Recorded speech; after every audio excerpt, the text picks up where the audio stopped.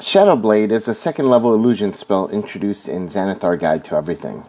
Last month, I made a video taking an in-depth look at the spell and how to make it work. Today we're going to be discussing a character who uses this spell as a primary combat tactic. Welcome to the Twisted Tentacle Tavern. I'm your Innkeeper Vase Odin, and in this, part 2 of my Shadowblade series, we're going to be building an Artificer Battlesmith.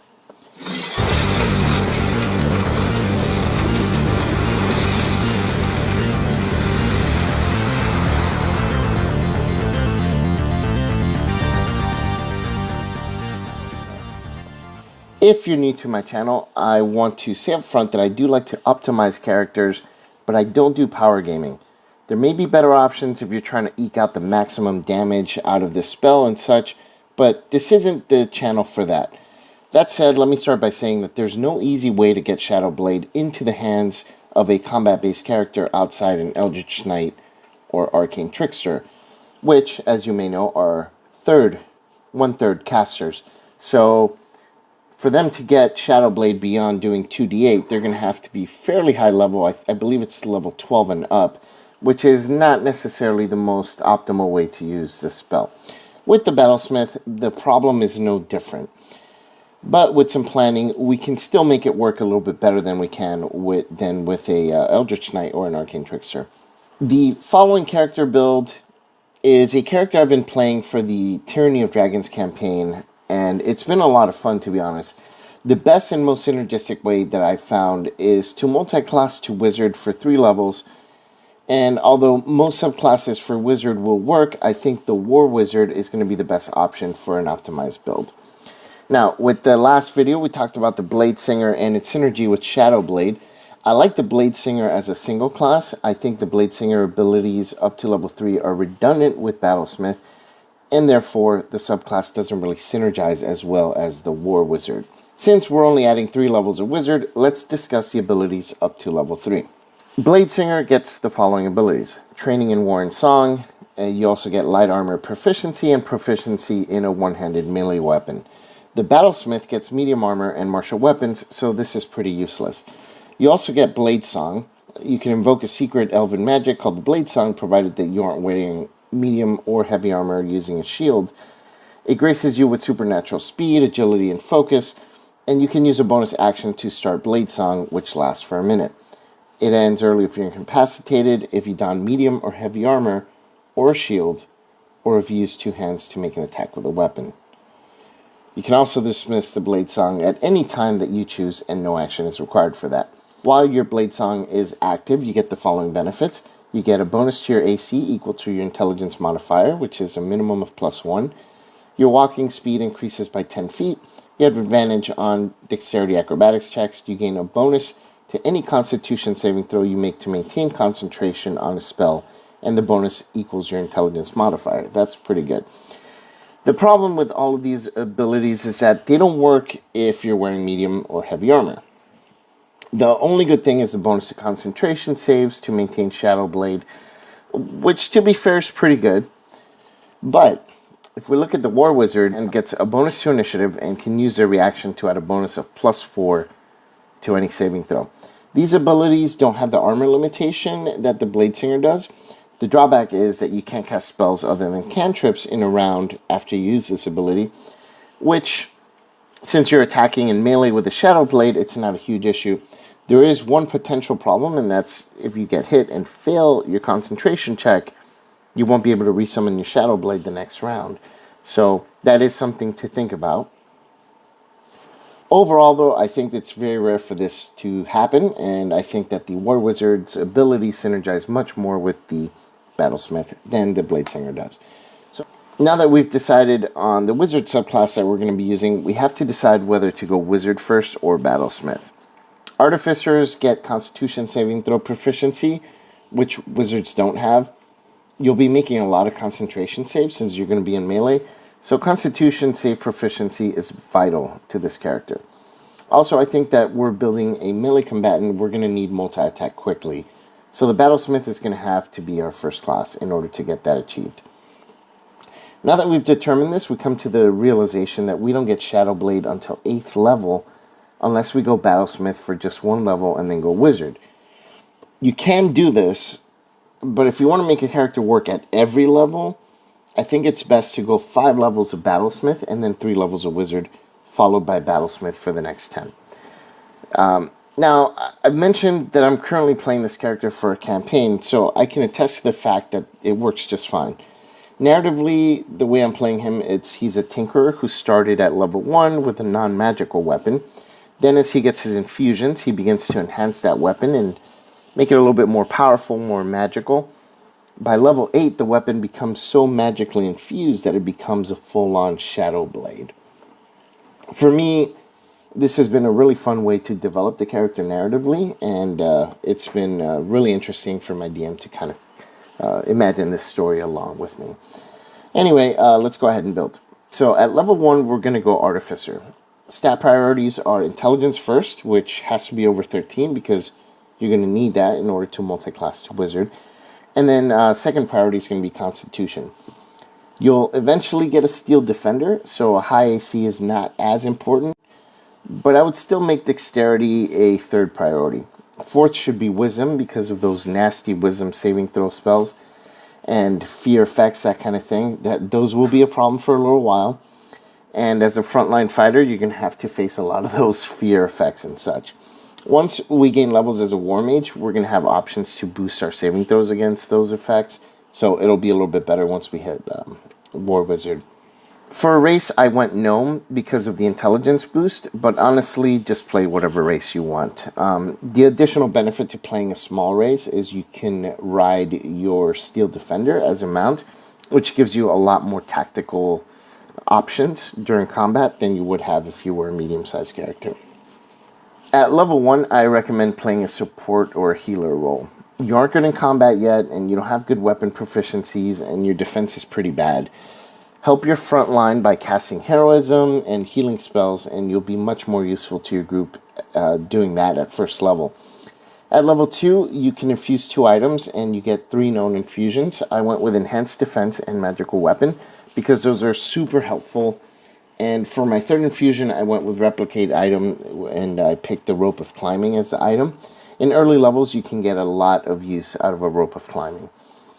At level 2, you're still fairly fragile, so I would stay away from combat and keep maintaining a support role, although now you at least have, some magical weapon and armor because of your infusion, so at least that can help you a little bit.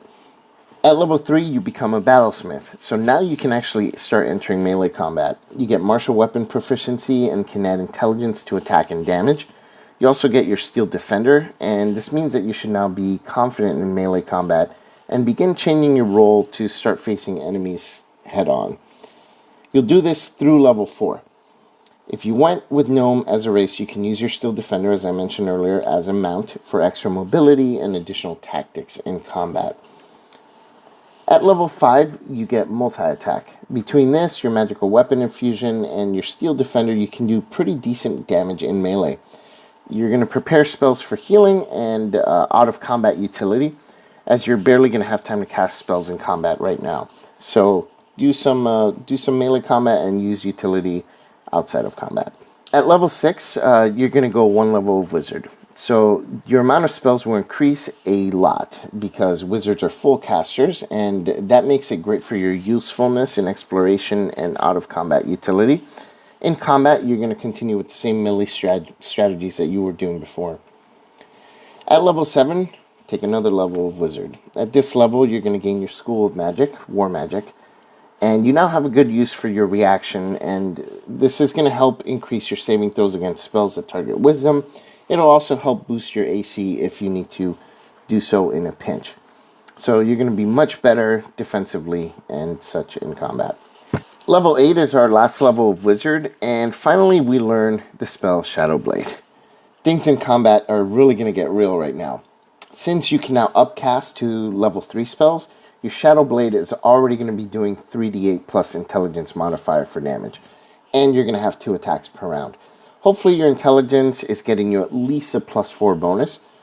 In addition, if you're feeling extra mean, your bonus action on the second and subsequent rounds can be used to make your Steel Defender attack for an extra d8 force damage. You're also going to get a +4 additional bonus to initiative from War Magic, which should allow you to get the first blow in a lot of battles. You can use your large number of low-level spell slots for casting spells like Shield, which are going to make you nearly impossible to hit. On a round that a spell is cast against you, you can use your War Magic ability to gain a saving throw bonus. You can also use your Steel Defender's reaction ability to grant disadvantage on attacks against you on rounds where your reaction has been used. Or, if you really want to become impossible to hit, use it on a round where your reaction hasn't been used. So your Steel Defender will use its reaction to grant disadvantage, and you can use your own reaction for either Shield or the +4 bonus from War Magic, and get a really high AC in addition to disadvantage for that attack against you. At this level, and then until level 11, you're going to be one of the strongest melee combatants in the party. You're not only going to be really hard to hit and damage, so what if your hit points aren't as high as the fighter or the barbarian? The fact that you're barely getting hit it means that you're basically not going to need that many hit points. And doing consistent melee damage, you're going to be doing a lot more consistent high damage than some of the other melee combatants in the group. Save your high-level spell slots in combat for Shadow Blade, and use your low-level spell slots for spells like Shield and other defensive maneuvers as well. You can use a bonus action to recast Shadow Blade when you need it. You also have the advantage of throwing it for ranged combat, and if you happen to be in dim light or darkness, you're going to get advantage to hit. It's going to increase your chances to hit a critical hit and do even better damage. So, put it this way, between your Steel Defender doing a d8 damage and your minimum of 3d8 damage from your plus intelligence modifier from your Shadow Blade, you're going to be out damaging the fighter or the barbarian in the group. At level 9 and beyond, you're going to continue to advance as a Battlesmith. You'll get higher level spell slots for stronger Shadow Blades, and you'll also get some neat tricks like Force Rend for extra damage on a hit and that kind of thing. Your damage is going to keep up with the group, and though your damage isn't going to break records after level 11, you'll still do above damage consistently and have the added benefits of your Steel Defender and tons of utility spells for out-of-combat use. In other words, you're never going to be left with nothing to do like some other classes like the Fighter or the Barbarian. This is a really fun character. It's got tons of flavor. Yes, it's unorthodox and can be a little bit clunky if you don't do it right. It doesn't come onto its own until level 8, but it levels nicely and remains fun from level 1 all the way to the end of its adventuring career. Narratively, I think it works really great, starting off as this kind of apprentice that doesn't know how to fight yet. You know, his weapon's kind of weak. Then as you gain level 2, you learn to magically enhance the weapon and your armor. You start learning how to fight a little bit better. When you hit level 3, you build your Steel Defender, you become much better in combat, and then as you progress, your magical enhancements become more and more powerful until you build this super powerful weapon, and you become so good in combat and defense that you're going to be a pretty intimidating combatant on 101 combat. The one thing that I think this character will suffer from a little bit is dealing with multiple enemies. Just the same as any other melee combatant that's not a full spellcaster or even a half caster. You're not going to have a whole lot of ways to deal with multiple enemies at one time, but at least you'll have the mobility between your Steel Defender and a few other spells that you can get to help within that aspect of the character. So the versatility is there. I think it's definitely a lot more versatile than some of the other melee classes. If you're thinking of playing like a one-shot of level 8, 9, or 10, you can try this out and see how it works for you. You don't have to deal with the whole leveling aspect of it.